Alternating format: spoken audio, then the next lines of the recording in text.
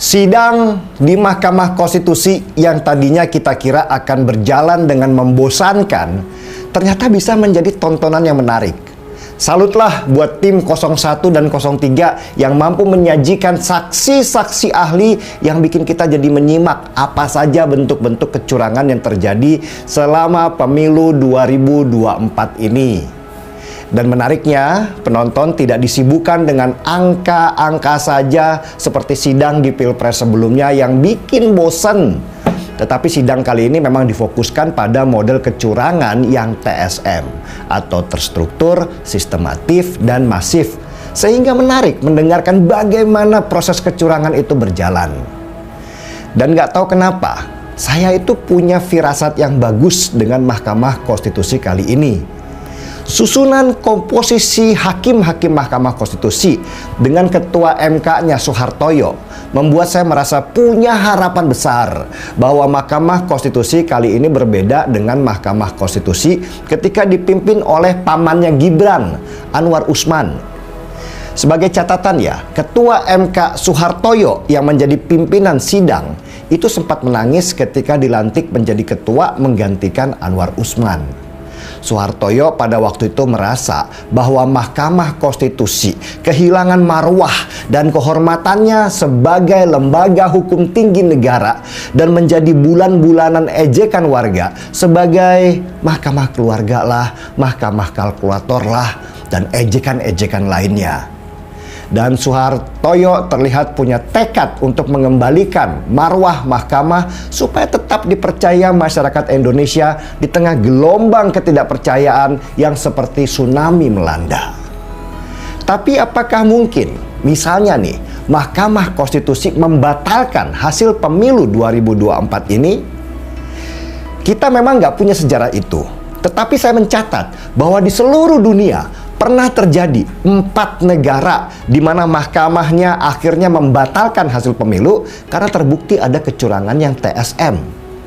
Yang pertama, tahun 2017 lalu di Kenya, mahkamahnya membatalkan hasil pemilu di mana petahananya menang karena terbukti petahananya menggunakan fasilitas negara untuk mengintervensi pemilu. Di tahun 2019, pemilu di Malawi akhirnya harus diputus ulang oleh mahkamah karena kecurangan yang luar biasa, karena petahananya itu juga kembali curang.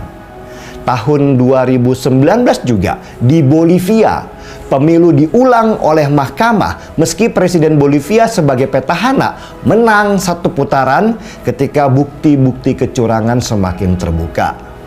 Dan terakhir, tahun 2004 di Ukraina terjadi juga pengulangan pemilu karena terbukti curang. Pembatalan pemilu di 4 negara itu adalah sejarah-sejarah baru buat mereka. Karena seperti Indonesia, negara-negara itu belum punya sejarah pemilunya diulang. Tetapi negara-negara seperti Kenya, Bolivia, Malawi, dan Ukraina berani dengan segala resikonya membatalkan hasil pemilu karena memang terbukti curang. Dan apa yang dilakukan oleh mahkamah di 4 negara yang membatalkan hasil pemilu karena terbukti curang itu bisa jadi referensi untuk Mahkamah Konstitusi kita di Indonesia untuk berani melakukan hal yang sama jika memang pemilu 2024 terbukti melakukan kecurangan yang terstruktur, sistematif, dan masif. Ya, teman-teman, di dalam sidang sengketa Pilpres tahun 2024 ini terus berlanjut di Mahkamah Konstitusi dan ada banyak pihak yang dipanggil di dalam sidang sengketa ini, teman-teman. Ya, Menteri Presiden Joko Widodo juga dipanggil seperti Ibu Sri Resmarini, Airlangga Hartarto, dan juga Ibu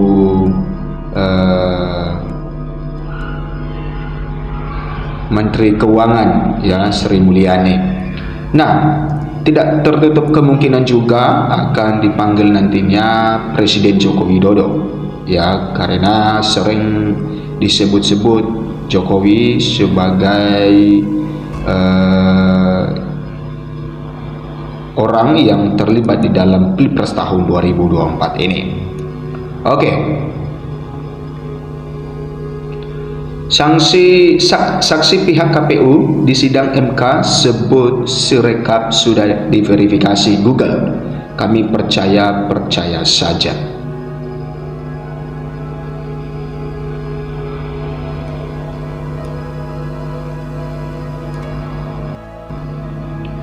Ya, teman-teman, saksi yang dihadirkan Komisi Pemilihan Umum KPU RI Andre Putra Hermawan menyebut sistem rekapitulasi informasi atau Sirekap sudah diverifikasi pihak Google. Dengan begitu, Sirekap ini sudah menjadi perangkat lunak yang valid sesuai kebijakan dan aturan keamanan serta tidak memuat virus di dalamnya. Hal itu disampaikan saat dihadirkan sebagai saksi ke pihak KPU dalam sidang lanjutan perselisihan hasil pemilihan umum PHPU atau sengketa hasil Pilpres 2024 di Mahkamah Konstitusi MK Jakarta Rabu 3 April 2024. Nah, kemudian Andre Putra Hermawan sendiri adalah Kepala Bidang Infrastruktur Teknologi Informasi Pusdatin KPU. Kami pastikan bahwa sistem yang ada di Sirekap sudah kami upload ke dalam Google, sama seperti kami mendownload WhatsApp, mendownload Wise. Kami percaya saja dengan Google karena sudah dilakukan verifikasi oleh Google, ujar Andre Putra Hermawan dalam sidang persidangan. KPU lanjutnya juga tidak membagikan Sirekap dalam bentuk APK selaku format berkas untuk mendistribusikan memasang perangkat lunak dan malware ke ponsel dengan sistem operasi Android. Sehingga ia memastikan Sirekap yang digunakan sebagai alat bantu penghitungan suara merupakan sistem yang asli. Selain itu, Andre juga menegaskan Sirekap punya masa hidup yang pendek dalam proses penggunaannya. Masa hidupnya pendek tadi saya juga ragu apakah ada yang membuat virusnya atau yang membuat malwarenya, karena begitu diupload besoknya langsung digunakan dan langsung dimatikan karena di KPPS tidak lama pungkasnya. Diberitakan sidang ini digelar setelah adanya pengajuan gugatan sengketa hasil pemilihan 2024 yang diajukan Capres-Cawapres nomor urut 1 Anies Baswedan Muhaimin Iskandar dan nomor urut 3 Ganjar Pranowo Mahfud MD.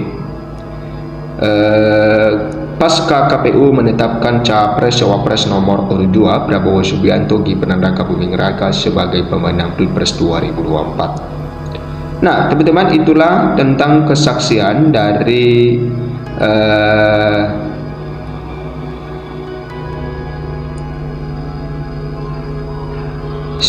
Sirekap ini, ya, kesaksian dari saksi memberikan keterangan tentang Sirekap. Nah, teman-teman, kita lanjut dengan berita yang lain. Kita lihat apakah pemilu tahun 2024 ini hanya berlangsung satu putaran atau memang ada pemilu ulang.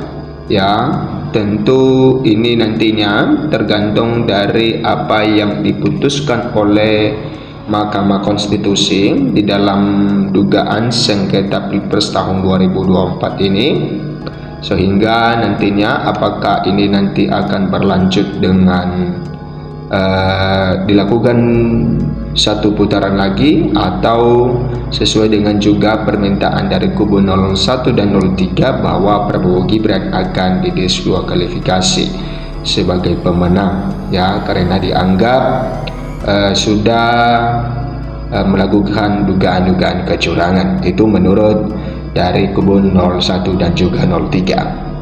Nah, dikatakan di sini Hotman Paris klaim kubu Prabowo menang 12-0 dari Anies dan Ganjar di sidang MK hari ini. Ini yang disampaikan oleh Hotman Paris yang mengatakan bahwa mereka akan menang. Anggota tim pembela Prabowo Subianto Gibran Raka Buming Raka Hotman Paris Hutapea merasa menang telah telak ya dalam sidang sengketa Pilpres 2024 di Gedung Mahkamah Konstitusi MK Rabu 3 April 2024. Hotman bahkan mengklaim kubu Prabowo Gibran menang 12-0 saat berdebat dengan kubu rival Anies Baswedan, Muhaimin Iskandar, dan Ganjar Pranowo Mahfud MD. Hal itu dinyatakan Hotman Paris ya sesuai sidang sengketa Pilpres 2024 di Gedung MK pada Rabu siang. Nah, menurut Hotman, gugatan diajukan pemohon berhasil dipatahkan dalam sidang kali ini. Ya, hari ini terbuktilah kepiawaian jam terbang tinggi dari tim Lawar 02 ini. Perdebatan hari ini 100% dimenangkan oleh kami 12-0 ya untuk lawan, ucap Hotman jumpa pers di Gedung MK. Nah, kemudian kenapa kan